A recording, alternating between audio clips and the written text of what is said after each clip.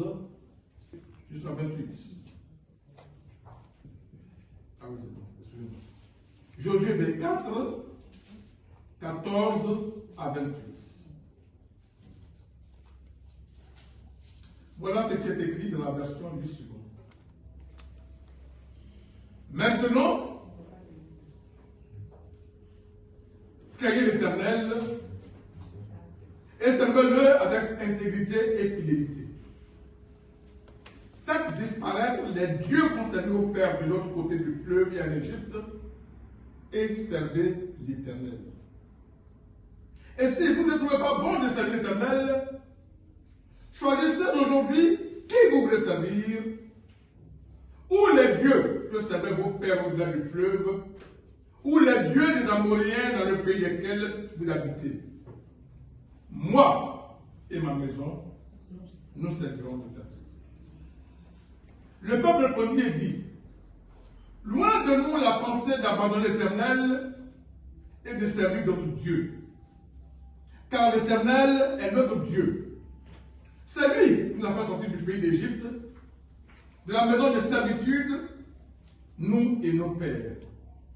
C'est lui qui a opéré sous nos yeux ces grands prodiges et qui nous a gardés pendant toute la route que nous avons suivie et parmi tous les peuples au milieu desquels nous avons passé. Il a chassé devant nous tous les peuples et les Amoréens qui habitaient ce pays.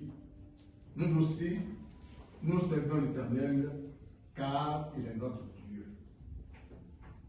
Josué dit au peuple, vous n'aurez pas la force de servir l'Éternel, car c'est un Dieu saint, c'est un Dieu jaloux. Il ne pardonnera point vos transgressions et vos péchés. Lorsque vous abandonnez l'Éternel et que vous servirez des dieux étrangers, il reviendra vous faire du mal et il vous consumera après vous avoir fait du bien. Le peuple dit à Josué, non, car nous servons l'Éternel. Josué dit au peuple, vous êtes témoins contre vous-même que c'est vous qui avez choisi l'Éternel pour le servir. Ils répondirent, nous en sommes témoins. Ôtez donc les dieux étrangers qui sont au milieu de vous et tournez votre cœur vers l'Éternel, le Dieu d'Israël. Et le peuple dit à Josué, nous servons l'Éternel, notre Dieu, et nous obéirons à sa voix.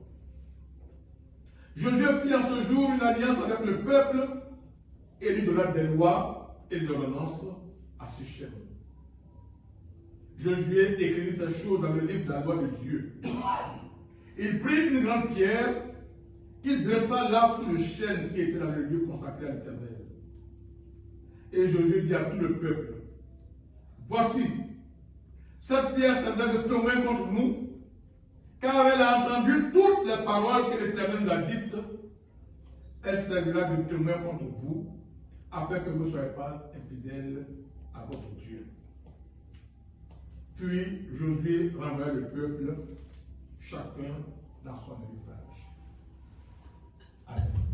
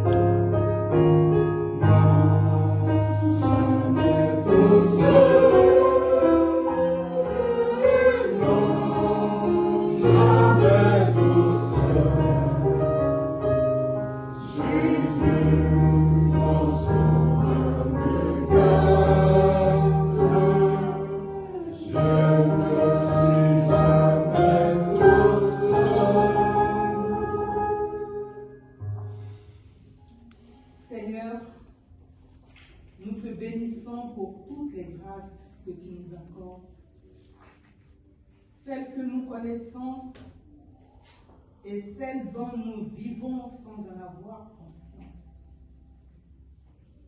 Au commencement, tu as créé les cieux et la terre par ta parole souveraine. Comme au premier jour du monde, ton Verbe reste créateur. En ce premier jour de la semaine, nous sommes assemblés devant toi pour que tu nous recrées à l'image de ton Fils. Tu l'as promis, Seigneur. Ta parole ne revient jamais à toi sans effet. Accomplis aujourd'hui la mission que tu lui as confiée afin qu'elle nous façonne jusqu'à ce que le Christ soit formé en nous et que nous connaissions la plénitude de ta joie. Parle, ô Père, nous t'écoutons. Amen. Bien-aimés, je vous salue dans le nom de notre Seigneur Jésus-Christ. Je voudrais vous annoncer le thème de ce jour, qui est un défi. Moi et ma maison, nous servirons l'Éternel. C'est ce thème que nous allons aborder ce jour. Il est capital pour la croissance du chrétien, pour la croissance des familles chrétiennes, et il est tiré du verset 15 de notre texte de ce jour. Et je cite: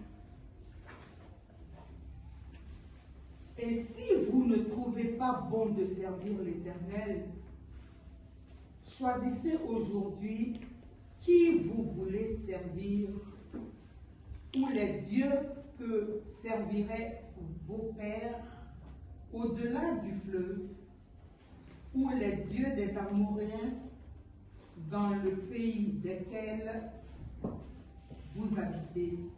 Moi et ma maison, nous servirons l'Éternel. » Bien-aimés, après toutes les grâces de Dieu, rappelées au début du chapitre 24,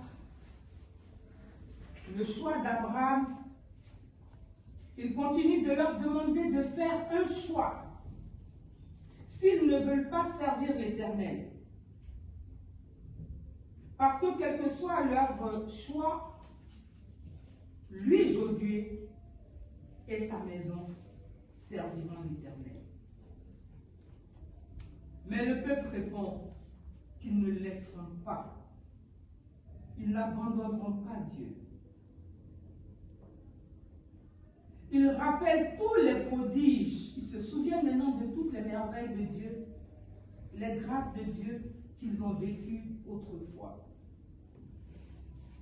Ils reconnaissent que c'est le Dieu qui les a fait sortir d'Égypte, de la servitude, eux et leur père.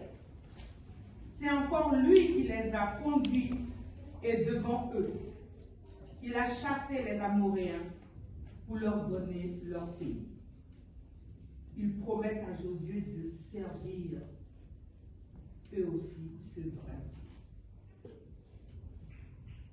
Mais Josué, les connaissant, leur révèle le caractère de Dieu. Dieu est saint. C'est lui qui a toujours fait grâce. C'est un Dieu jaloux. Attention, si vous ne le servez pas et que vous demeurez dans votre désobéissance, il reviendra. Il reviendra vous faire du mal, malgré tout le bien que vous avez connu avec lui au passé. Il reviendra vous faire du mal.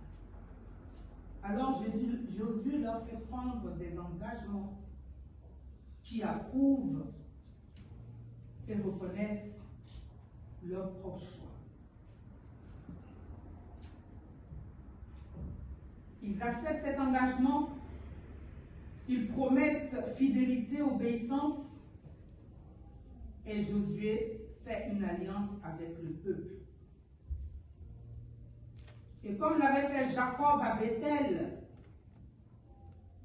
il dépose une grosse pierre sous un arbre de chêne pour consacrer le lieu à l'Éternel. Jacob l'a fait à Bethel.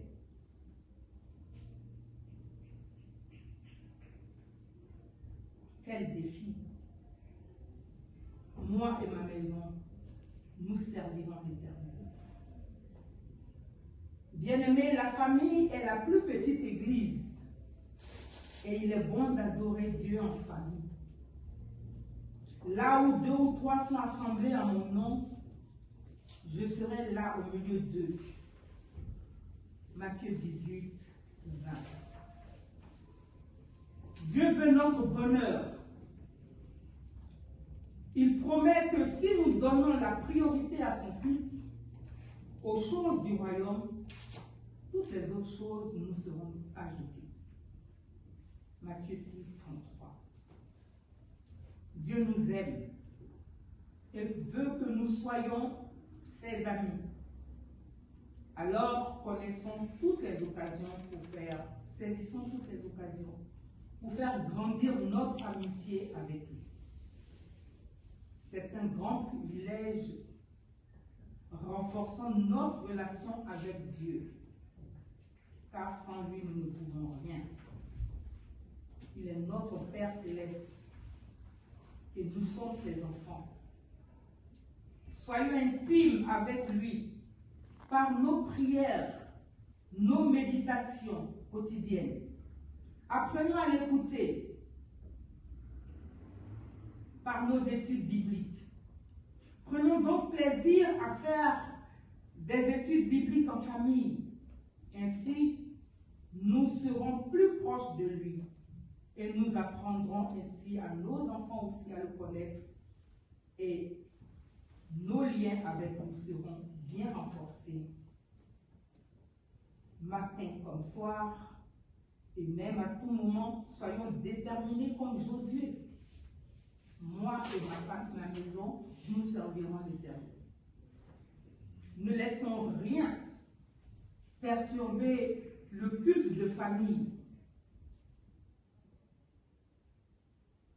Tous les membres de la famille doivent participer à cela, parce que cela crée une bonne ambiance paisible pour tous les membres de la famille. Dieu aime quand la famille est unie, dans le même amour et le même esprit, car c'est là qu'il descend ses bénédictions en abondance. Faisons donc une place à Dieu dans nos couples, dans nos familles, nos liens conjugaux. Ecclésiaste 4, verset 12. Bien-aimés, pour le bonheur de nous, notre famille, le bonheur de notre Église, soyons unis et ayons une relation sincère, fidèle avec Dieu.